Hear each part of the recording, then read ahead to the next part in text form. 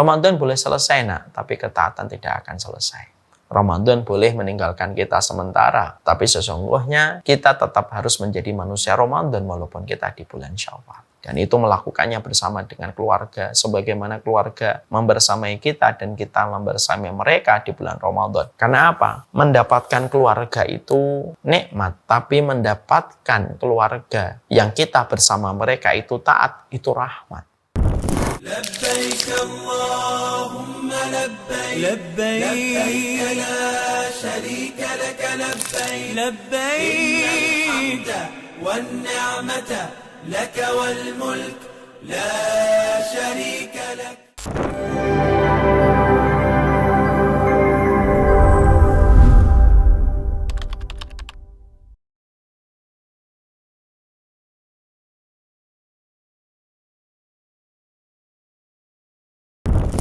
Assalamualaikum warahmatullahi wabarakatuh. Innal hamdalillah wassalatu wassalamu ala Rasulillah wa ala alihi wa sahbihi wa man tabi'ahum bi ihsan ila yaumil qiyamah. Kepada seluruh para penuntut ilmu yang hadir pada kesempatan sore kali ini di tengah guyuran hujan yang turun, semoga setiap ilmu yang kita peroleh sebagaimana guyuran air hujan. Guyuran air hujan itu setidaknya memberikan kepada kita 3 manfaat, yaitu setiap makhluknya Allah mendapatkan kebaikan dan manfaat dari setiap air hujan yang turun. Dan para binatang pun mendapatkan minuman ketika diturunkan hujan. Tanaman-tanaman pun mendapatkan manfaat ketika turun hujan. Bahkan tanah pun mengeluarkan bau yang sangat khas kalau dia sudah berjodoh dengan air hujan. Karena sesungguhnya air hujan itu tidak turun begitu saja, dan air hujan itu bukanlah sesuatu yang biasa.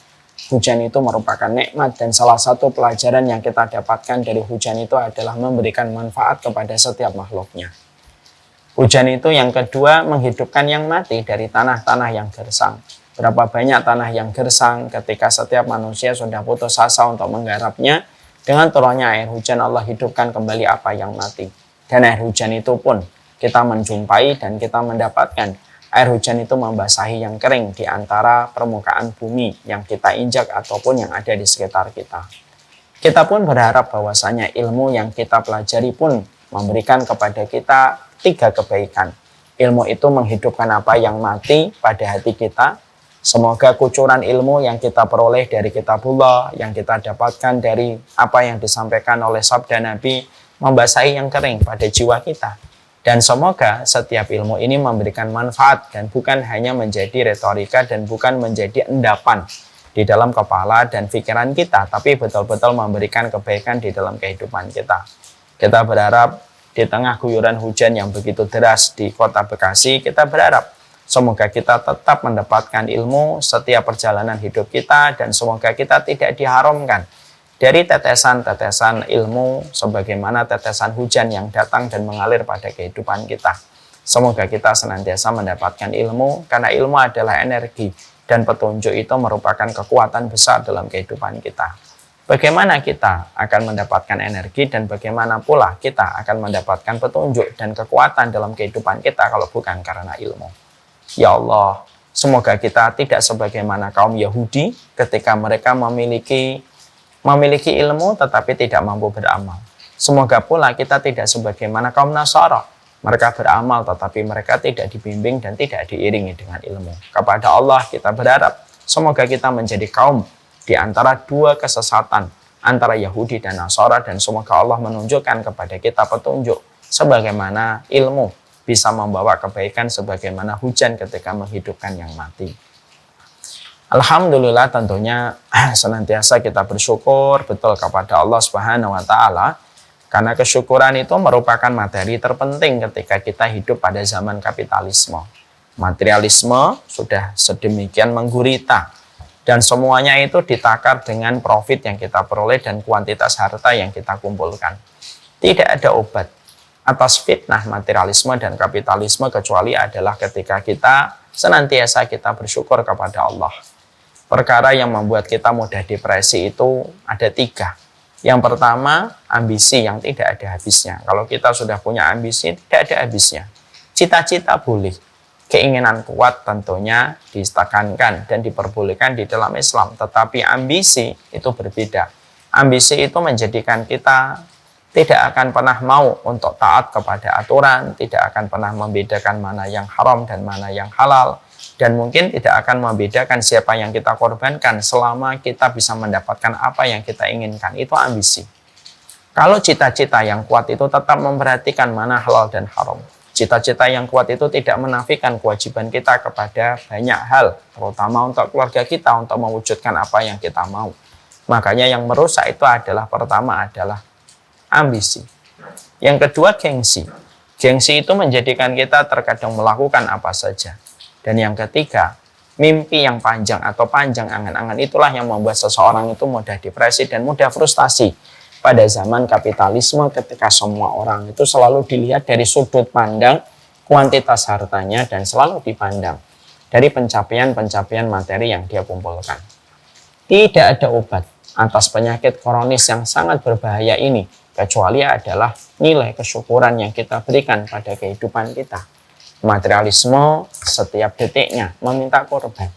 Tapi satu perkara yang tidak akan bisa diterkam oleh materialisme dan tidak akan bisa dijadikan korban oleh kapitalisme adalah mereka yang senantiasa bersyukur.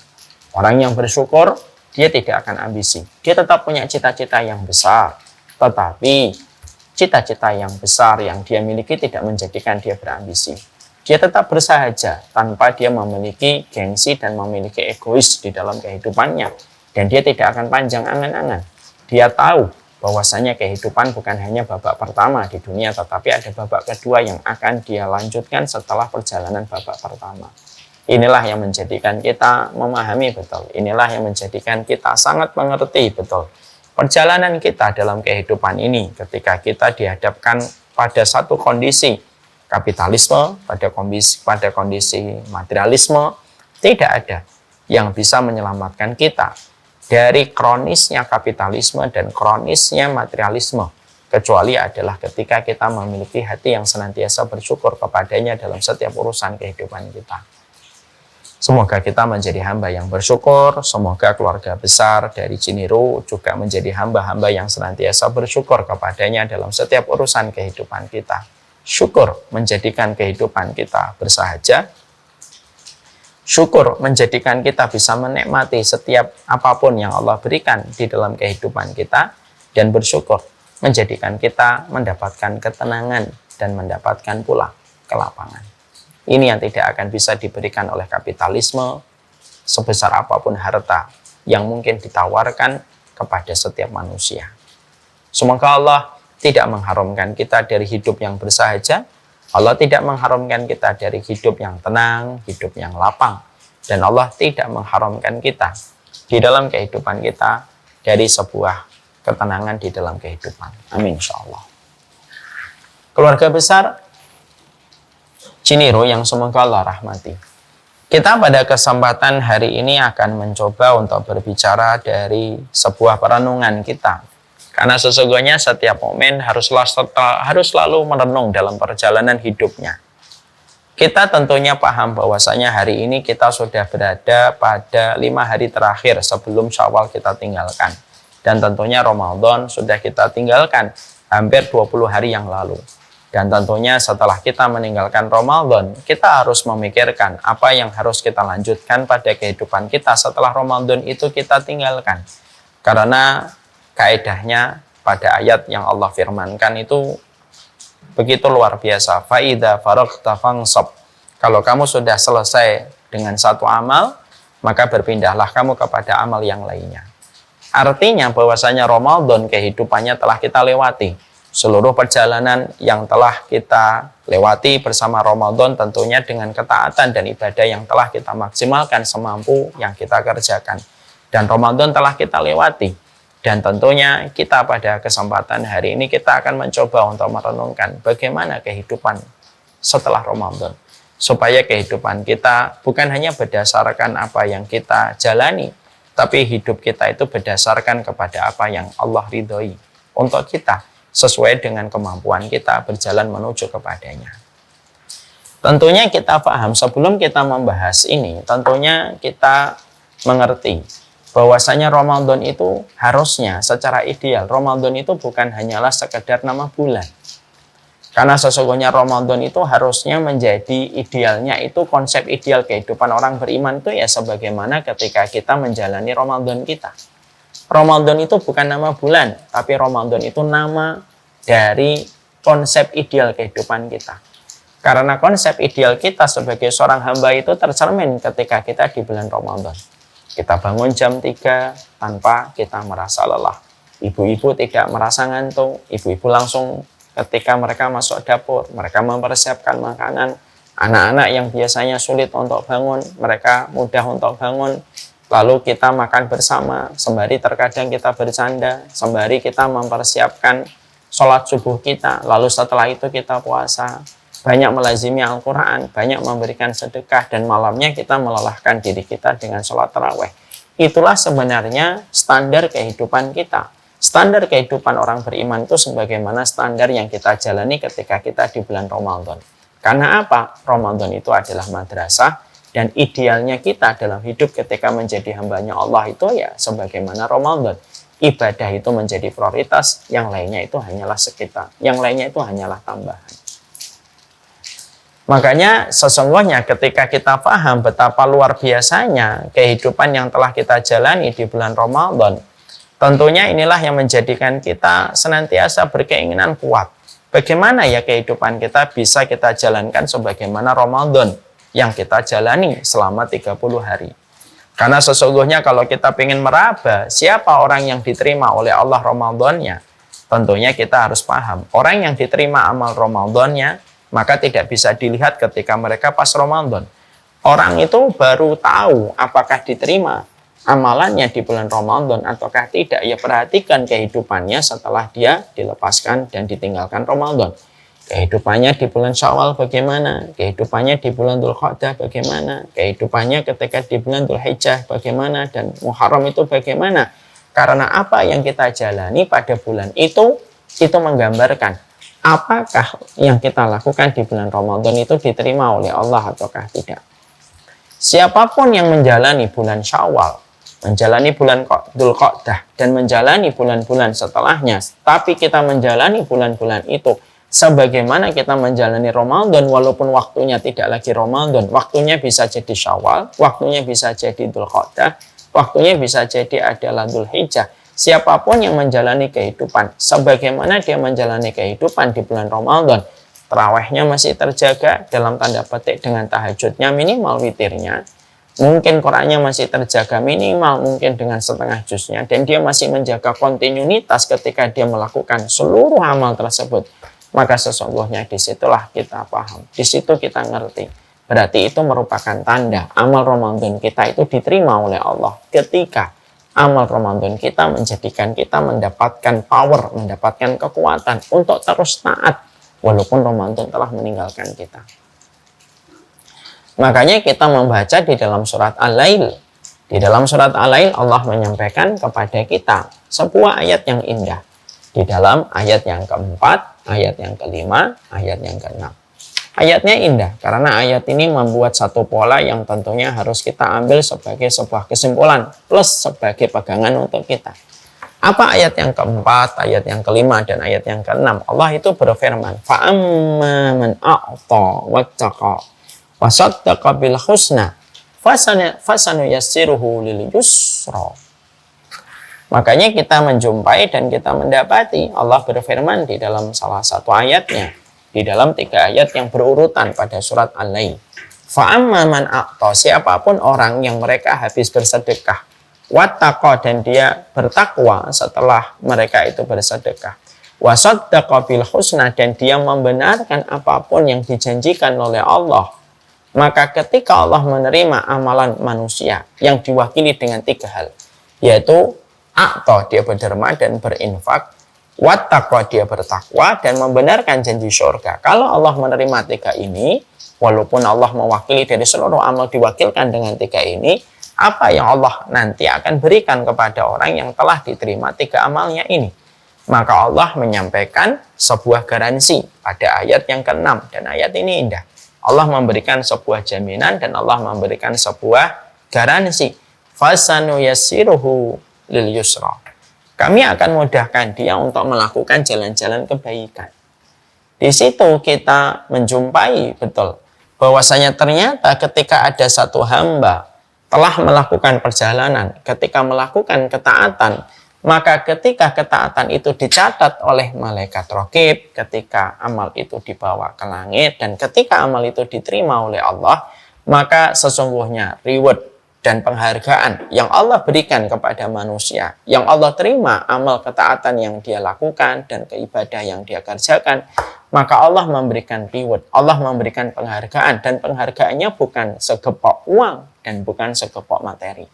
Tapi Allah memberikan kepada hamba itu apa? Fasanu yassiruhu lil yusra. Kami akan mudahkan jalan-jalan kebaikan dan kami akan mudahkan dia di dalam jalan ketaatan. Itu tanda kalau Allah itu telah menerima dan ridha terhadap perbuatan yang telah dia lakukan untuk Allah. Analoginya ketika kita melakukan perjalanan haji dan umrah, lalu kita bertanya, apakah perjalanan haji dan umrah kita ini diterima oleh Allah ataukah tidak? Tidak bisa kelihatan langsung ketika kita masih di kota Mekah dan pula kita masih di kota Madinah. Tapi perjalanan kita ketika kita melakukan haji, nah mati nggak ini? Kok di sini mati? Perjalanan kita ketika kita melakukan haji, ketika kita melakukan umrah, itu baru kelihatan apakah kita diterima oleh Allah ataukah tidak setelah kita pulang dari haji dan umrah. Kepulangan kalian dari kota Mekah dan Madinah, lalu pulang ke Bekasi, pulang ke Bintaro, pulang ke Surabaya, pulang ke Sulawesi. Siapapun yang mereka pulang ke Bekasi, Bintaro, Surabaya, Sulawesi, tapi hidupnya sebagaimana ketika mereka masih di kota Mekah dan Madinah, ritmenya, aktivitasnya, itu sebagaimana mereka menjaga khusyuknya hati mereka sebagaimana ketika mereka di kota Mekah dan Madinah, fix dan confirm berarti hajinya diterima. Sampai Allah jadikan oleh-oleh dari Mekah dan Madinah bukan hanya oleh makanan, tapi hati mereka dan perbuatan mereka sama persis sebagaimana perbuatan yang mereka lakukan di kota Mekah dan Madinah. Itu yang namanya amal yang diterima. Sama pula ketika perjalanan kita di bulan Ramadan. Siapapun di bulan Ramadan yang hari ini kita berkumpul bareng-bareng di Taman Ilmu pada kesempatan sore kali ini.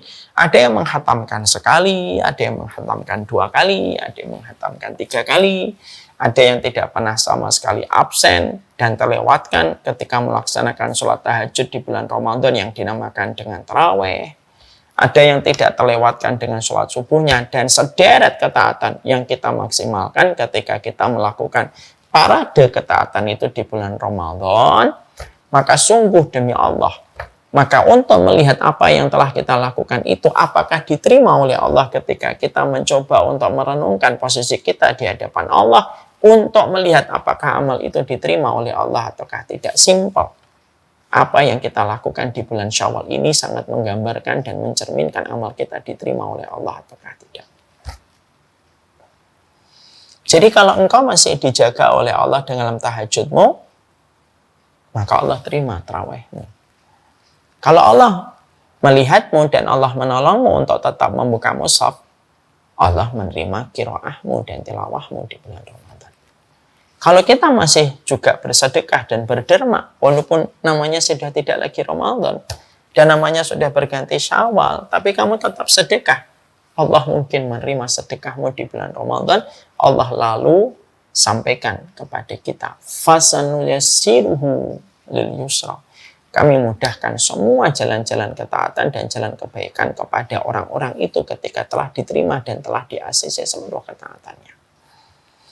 Nah inilah yang paling berat dalam perjalanan kita.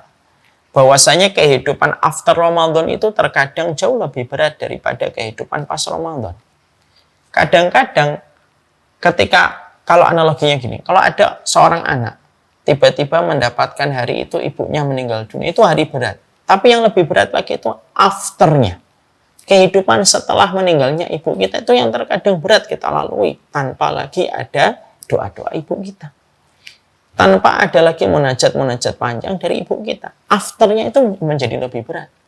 Ramadan itu, beratnya itu ketika after Ramadannya itulah yang paling berat. Karena apa? Karena kehidupan after Ramadan, ketika semua dari kita hari ini diberikan kesempatan, kamu sekarang di bulan Syawal. Ini bukan hanya sekedar nama bulan. Syawal itu bukan hanya sekedar nama. Sebagaimana Ramadan bukan hanya sekedar nama, Syawal itu bukan hanya sekedar nama. Tapi sesungguhnya nama Syawal ini ketika Allah menghantarkan Syawal ini kepada kita selepas kita ditinggalkan Ramadan, Syawal ini itu sebenarnya adalah nama untuk menguji. Sekaligus Syawal itu cermin apakah amal kita diterima oleh Allah ataukah tidak. Karena apa yang kita lakukan di bulan Syawal itu cermin dari apa yang kita lakukan di bulan Ramadan diterima oleh Allah ataukah tidak. Siapapun yang gaungnya di bulan Syawal sebagaimana yang terjadi di bulan Ramadan dan itu bergaungnya sampai di bulan Syawal tetap sama. Walaupun turun-turun dikit misalkan ketika Ramadan 1 juz, tapi ketika di bulan Ramadan mungkin setengah juz, tapi tetap terjaga kontinuitas ketika dia melakukan setiap amal itu, maka sesungguhnya itulah orang-orang yang luar biasa.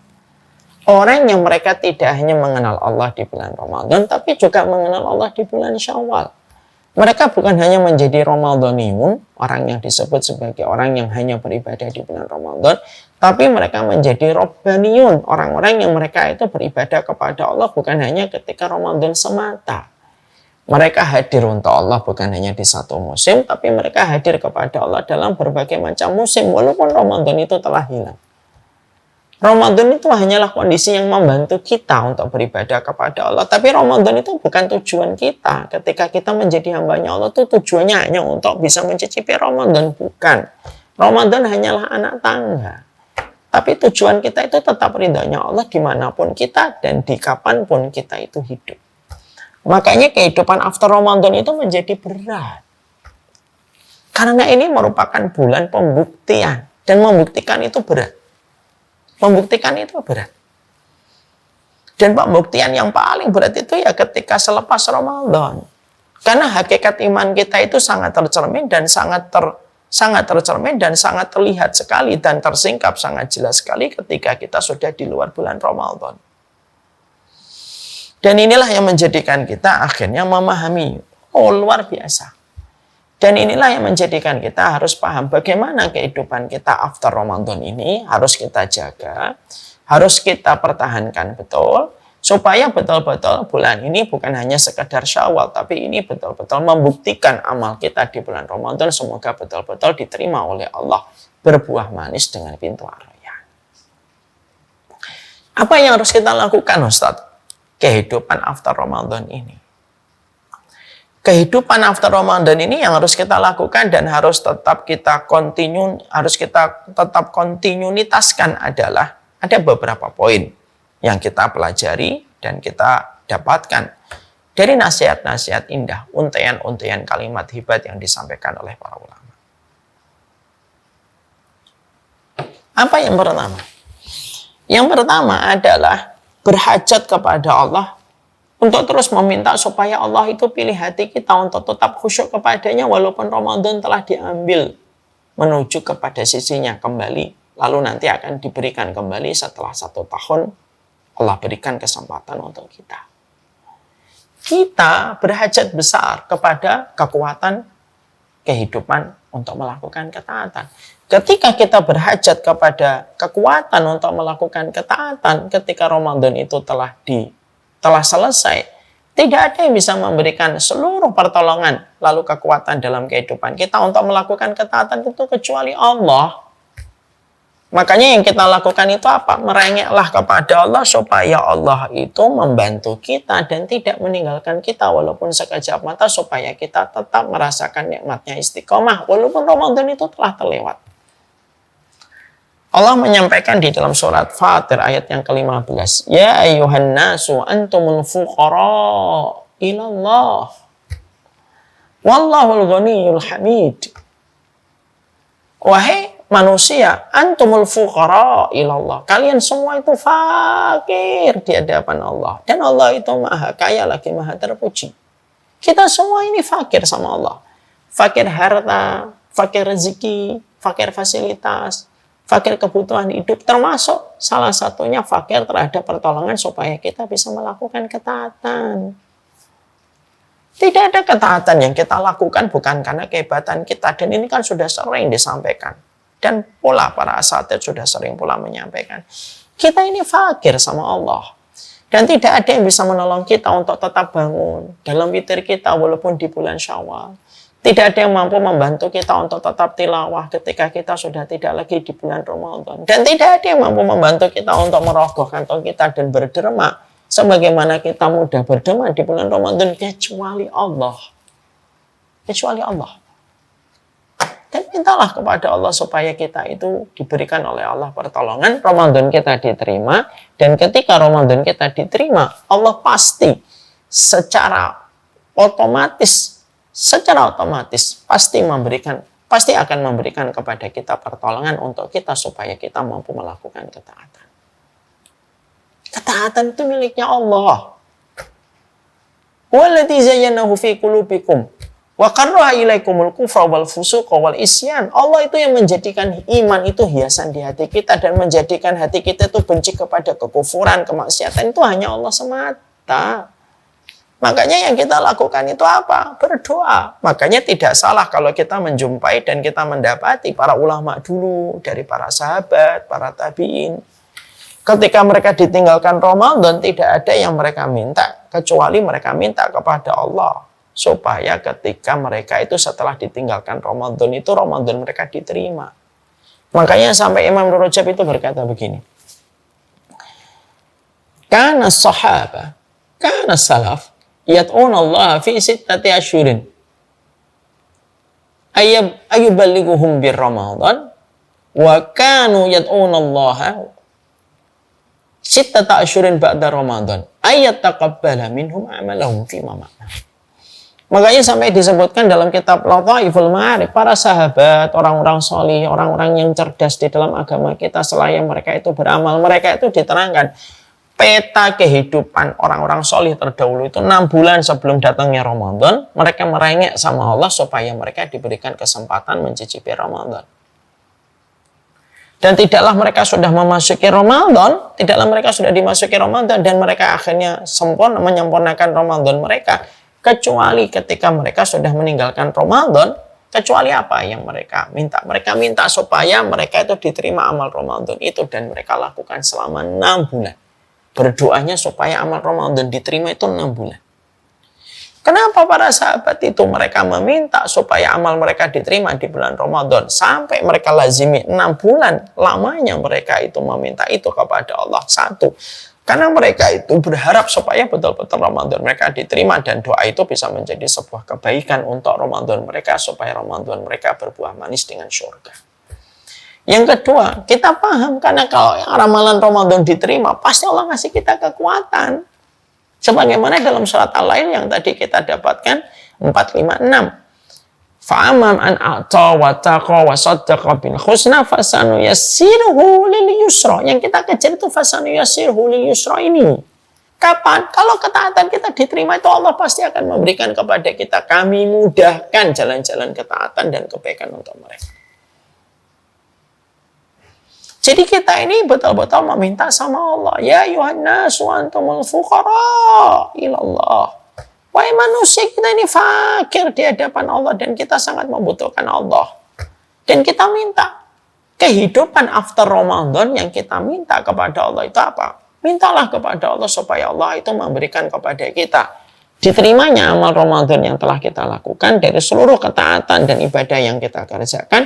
Allah lalu memberikan kepada kita sikap istiqomah walaupun Ramadan itu telah selesai. Makanya tidak mengherankan kalau tidak ada doa yang paling sering dipanjatkan Nabi kecuali meminta istiqomah. Kecuali meminta istiqomah. Dan ketika kita meminta istiqomah itu apa? Doanya Nabi sebagaimana ketika Nabi mengatakan, sebagaimana diceritakan dari Ummu Salamah. Tidak ada doa yang paling sering dipanjatkan oleh Nabi kecuali doa yang paling sering dipanjatkan oleh Nabi itu adalah Ya muqallibal qulub, sabbit qalbi ala dinika, ya musarrifal qulub, salif qulubana ala ta'atika.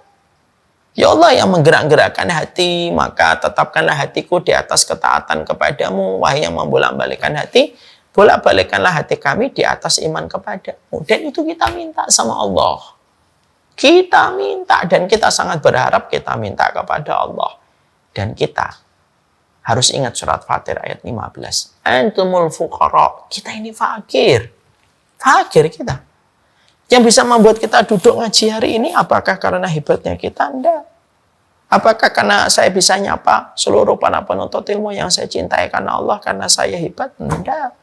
Yang membuat kita bisa kumpul di sini, semua ketaatan kita itu lahir semata-mata karena pertolongan Allah. Maka, after Ramadan, life after Ramadan itu apa? Merengeklah. Semerengek-merengeknya kamu kepada Allah. Supaya amal Ramadan kita diterima, dan supaya Allah menganugerahkan kepada kita sikap istiqomah. Baca surat Fatir ayat 15. Ya ayuhan nasu, antumul fuqara ilallah. Sesungguhnya kalian itu, seluruh manusia, wahai manusia, kalian semuanya adalah fakir ketika menuju kepada Allah. Ini yang kita lakukan. Yang kedua yang kita lakukan ketika kita dalam kondisi sudah ditinggalkan Ramadan itu apa?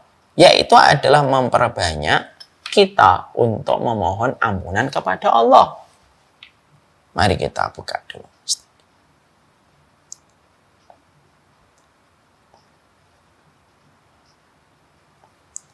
Mari kita buka di dalam surat Fussilat ayat yang ke-6. Allah menyampaikan kepada kita surat Fussilat ayat yang ke-6. Yang ini menjadi poin dan ruh pada poin yang kedua. Allah menyampaikan kepada kita, Qul innama ana basyarum mislukum yuha ilayya annama ilahukum ilahu wahid. Fastaqimu ilaihi wastaghfiruh. Wa wailul lil musyrikin. Surat Fussilat ayat yang ke-6. Mari kita soroti surat Fussilat ayat yang ke-6. Allah berfirman kepada kita, Qul, katakanlah wahai Muhammad, innama ana basyarum mislukum. Ana ini manusia kayak kalian. Saya ini manusia kayak kalian. Yuha ilayya annama ilahukum ilahu wahid. Diwahyukan kepadaku supaya kalian itu menyembah kepada Allah ilah yang satu. Lalu Allah menyampaikan fastaqimu ilaihi. Istiqomahlah kalian itu kepada Allah. Wastaghfiruh. Maka beristighfarlah. Artinya bahwasanya perintah ketika kita paham poin yang pertama, kita belajar untuk istiqomah, kontinuitas yang kita pelajari life after Ramadan, karena sesungguhnya Syawal itu bukan hanya sekedar nama bulan tapi pembuktian dari apa yang telah kita lakukan di bulan Ramadan. Maka korelasi nomor 1 ada korelasinya sangat erat pada poin nomor 2. Kita disuruh itu apa? Fastaqimu ilaihi wastaghfiruh. Istiqomahlah kamu, beristighfarlah kamu, karena setelah kita beramal itu banyak istighfar. Coba, apa dzikir kita ketika habis sholat? Astagfirullah. Kenapa setiap kita habis melakukan sesuatu banyak sekali perintah dan dzikir setelahnya itu istighfar? Karena istighfar itu fungsinya untuk menghapuskan dosa-dosa kita. Fungsinya itu untuk menghapuskan kemaksiatan-kemaksiatan kita yang telah kita lakukan selepas bulan Ramadan. Istighfar itu nutupin apa yang kurang dan apa yang tidak maksimal dari ibadah yang kita lakukan. Itu fungsinya istighfar. Itu fungsi istighfar.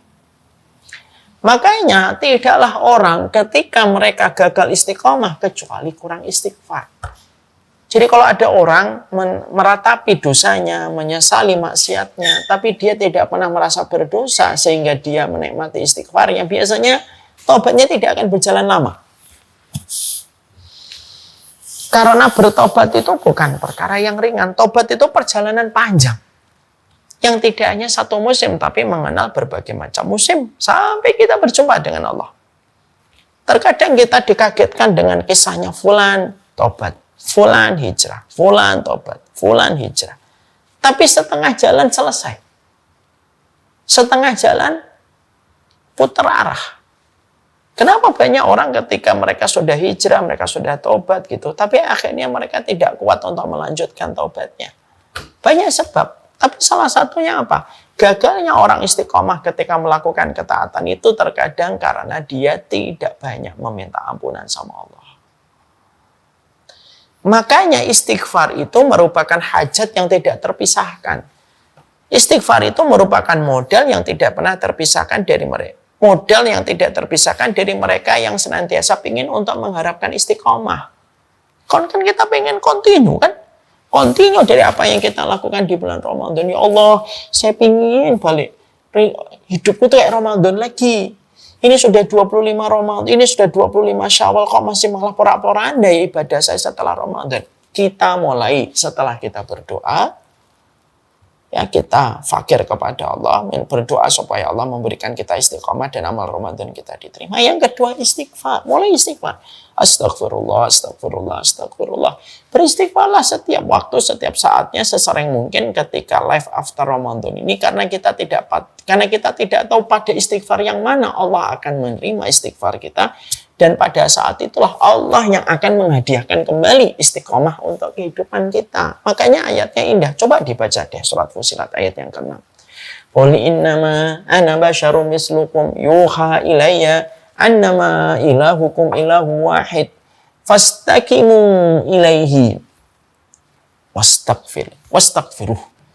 Allah itu menutup di pertengahan ayatnya itu apa? Fastaqimu ilaihi.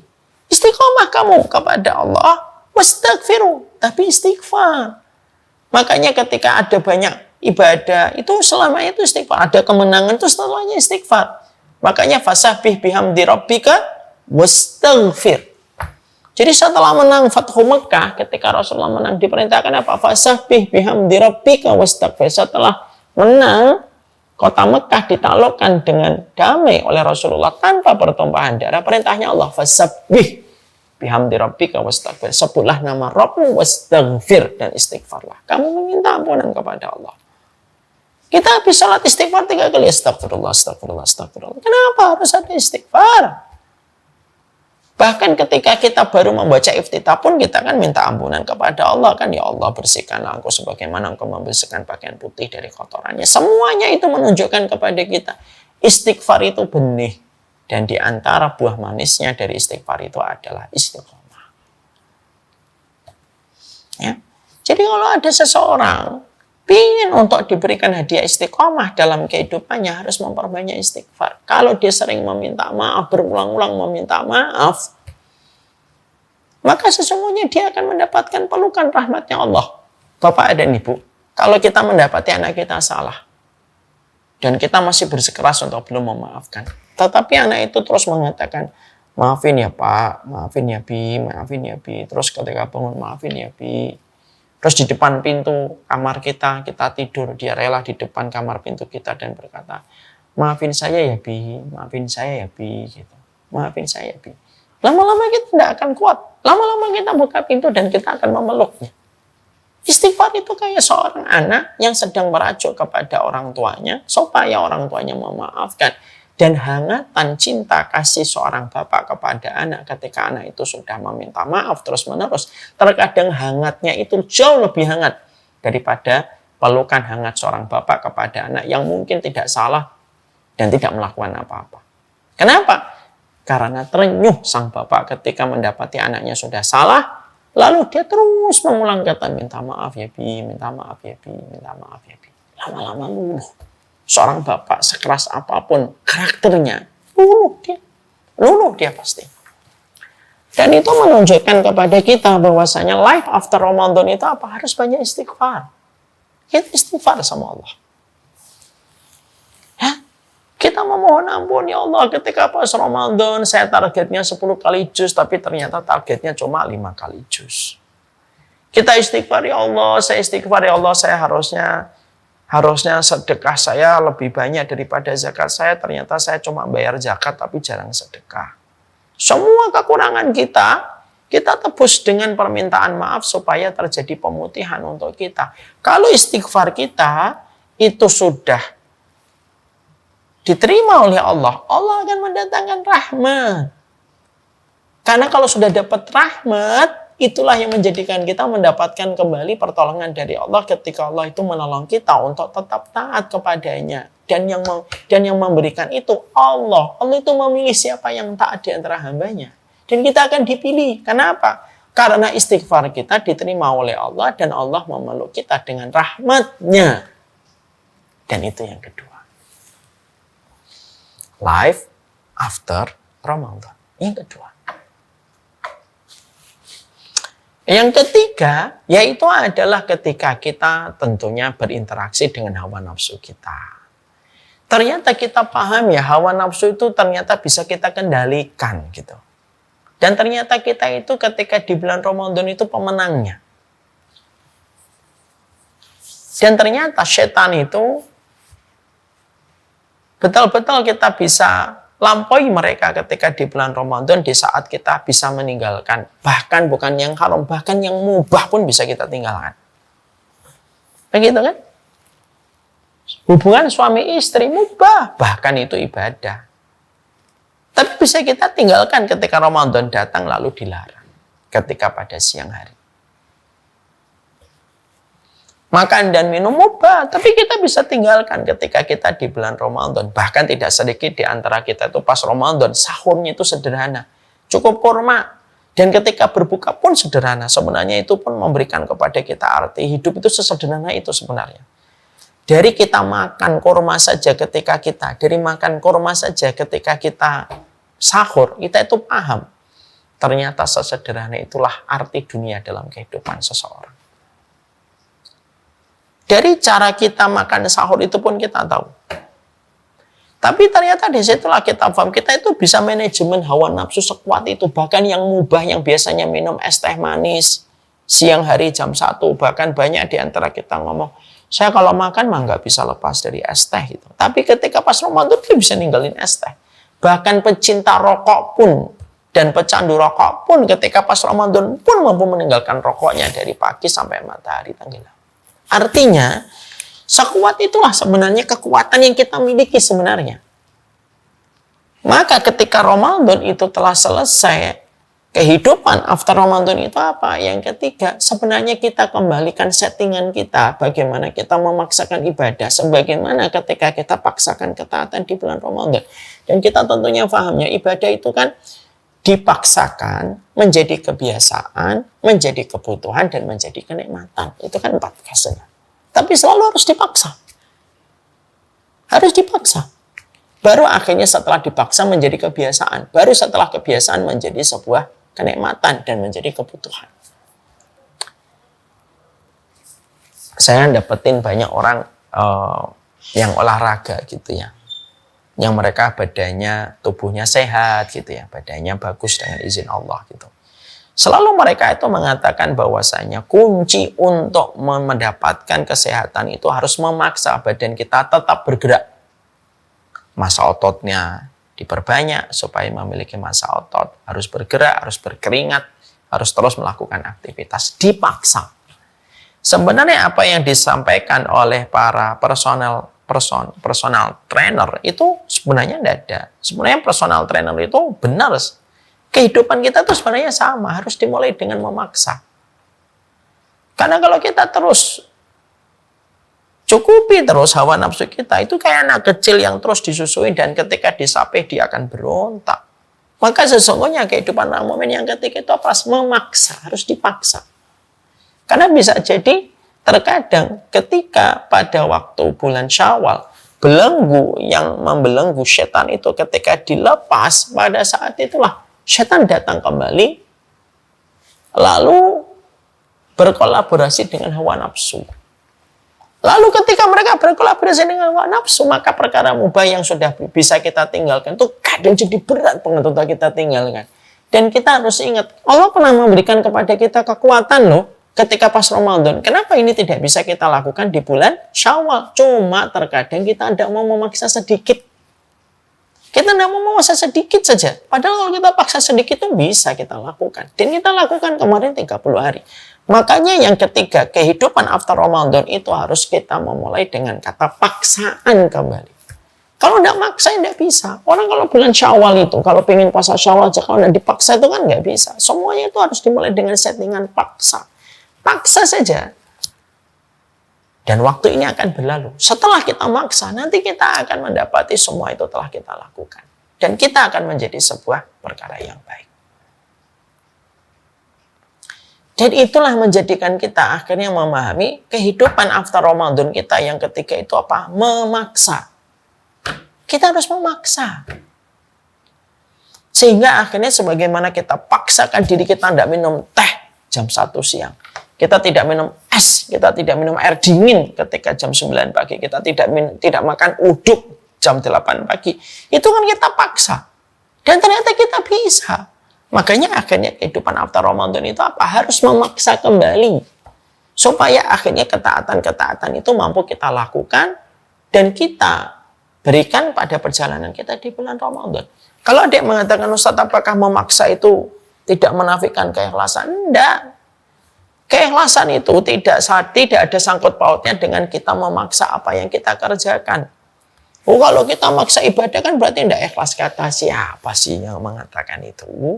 Kata siapa? Para ulama lalu mengatakan kepada kita, kalau kamu memaksa ibadah karena Allah itu ya ikhlas. Karena ikhlas itu apa? Menafikan tujuan lain selain dari Allah. Lah kalau kita paksa karena Allah, itu kan ikhlas. Itu definisi keikhlasan. Kecuali ketika kita paksakan karena tujuan yang lain selain dari Allah. Baru itu ada potensi tidak ikhlas. Ikhlas itu dari kata khalaso, membersihkan kotoran dari permukaan air. Itu definisi dari bahasa secara definisi bahasa ikhlas. Jadi kita harusnya dalam kehidupan after Ramadan itu yang kita kerjakan dan kita lakukan. Kehidupan after Ramadan kita itu kita kerjakan dengan kita memaksakan ibadah kembali. Dipaksakan tilawah kembali sembari kita merenungkan. Kalau saya tidak memaksakan tilawah ini, berarti Ramadan saya dan tilawah saya di bulan Ramadan terancam. Saya paksakan kembali untuk kita melakukan tahajud walaupun hanya witir. Supaya kita memberikan injeksi kepada pikiran kita. Kalau saya nggak melazimi witir saya, berarti musnah dan sia-sia dong bisa jadi Ramadan saya ketika tidak menimbulkan ketaatan setelahnya. Kita paksa untuk sedekah. Supaya apa? Supaya kita itu betul-betul tahu bahwasanya setidaknya kita berharap dengan kita memaksa sedekah, kita itu bisa berharap, oh berarti sedekah saya di bulan Ramadan diterima. Karena menghasilkan sedekah kembali setelah Ramadan itu selesai. Inilah yang kita pikirkan. Jadi memang harus dipaksa kembali. Formatnya itu harus melalui proses pemaksaan. Sehingga proses pemaksaan itu ketika kita lakukan dan proses pemaksaan itu kita kerjakan, maka akhirnya membentuk sebuah kebiasaan. Power of repetition. Nanti akhirnya membentuk habit dalam kehidupan kita. Dan memaksa itu tidak salah. Jadi ketika nanti kita sudah memaksa itu akan menjadi sebuah kebaikan untuk kita. Dan itu yang akhirnya menjadikan kita akhirnya tetap bisa melazimi ketaatan-ketaatan itu setelah Ramadan itu selesai. Dan itu yang ketiga. Yang keempat, yang kita lakukan adalah tentunya melakukan semua perkara ini tidak bisa kita lakukan sendirian bersama keluarga tercinta. Suami mengingatkan istri, istri mengingatkan suami. Ayo, Ramadan telah selesai, tapi ibadah Ramadan kita tidak akan selesai. Saling mengingatkan untuk tilawah kembali, saling mengingatkan untuk sholat malam kembali, saling mengingatkan untuk puasa kembali. Sang suami memberikan teladan, sang istri menjadi makmum yang baik. Karena ketaatan itu kalau dilakukan secara kolektif itu lebih ringan. Dan itu lebih mudah. Melakukannya bersama dengan pasangan tercinta dan anak-anak yang terkasih. Kalau kita lakukan sendirian itu berat. Makanya kita perlu untuk menyampaikan, mentransfer pengetahuan, mentransfer kesadaran dan perenungan kita kepada mereka bahwasanya Ramadan boleh selesai, nak, tapi ketaatan tidak akan selesai. Ramadan boleh meninggalkan kita sementara, tapi sesungguhnya kita tetap harus menjadi manusia Ramadan walaupun kita di bulan Syawal. Dan itu melakukannya bersama dengan keluarga. Sebagaimana keluarga membersamai kita dan kita membersamai mereka di bulan Ramadan. Itu akan menjadi sebuah kenikmatan yang paripurna. Karena apa? Mendapatkan keluarga itu nikmat. Tapi mendapatkan keluarga yang kita bersama mereka itu taat, itu rahmat. Karena bisa jadi semua orang itu bisa bertemu dalam lingkaran keluarga. Tapi belum tentu semuanya itu bisa bersama dalam taat pada satu keluarga. Itu penting. Dan yang kelima, kehidupan after Ramadan yang tentunya kita lakukan adalah ya tentunya kita harus terkoneksi dengan ilmu. Jangan pernah jauh-jauh dari taman ilmu, karena bagaimanapun taman ilmu itu sebagaimana tetesan air hujan yang tadi saya sampaikan. Membasahi yang kering, menghidupkan yang mati. Dan itu kita harapkan supaya selalu kita punya kekuatan melanjutkan kehidupan ketika kita mendapatkan ilmu. Ilmu itu adalah energi. Petunjuk itu adalah kekuatan. Kalau kita tidak mendapatkan ilmu, tidak pula mendapatkan petunjuk, kita tidak punya kekuatan dan tidak pula kita memiliki energi. Tapi kita memiliki energi, kita memiliki kekuatan dalam kehidupan kita, yaitu ketika kita memperoleh ilmu. Nah, inilah yang menjadikan kita tidak boleh terpisah dari lingkaran-lingkaran taman surga, supaya tetap memberi alasan kepada kita untuk bertahan dalam taat. Kita tidak boleh terpisah dari lingkaran ilmu supaya kita tetap memiliki energi dan kekuatan besar berjalan di dalam kehidupan kita. Semoga Allah berikan keberkahan. Beginilah sejatinya life after Ramadan. Hidup kita bukan hanya di Ramadan. Ramadan memang sedih ketika telah meninggalkan kita, tapi hidup terus harus berlanjut. Kita adalah hambanya Allah, bukan hamba Ramadan. Adanya Ramadan dan tidak adanya Ramadan harusnya tidak mengubah kita. Ramadan hanya menjadikan kita lebih bersemangat, tapi ketaatan itu tetap menjadi bahasa sehari-hari di dalam kehidupan kita. Semoga Allah berkahi, semoga Allah arahkan kita kepada apapun yang menjadikan kita mendapatkan cinta dan ridhanya Allah semata. لبيك اللهم لبيك لبيك لا شريك لك لبيك لبيك والنعمة لك والملك لا شريك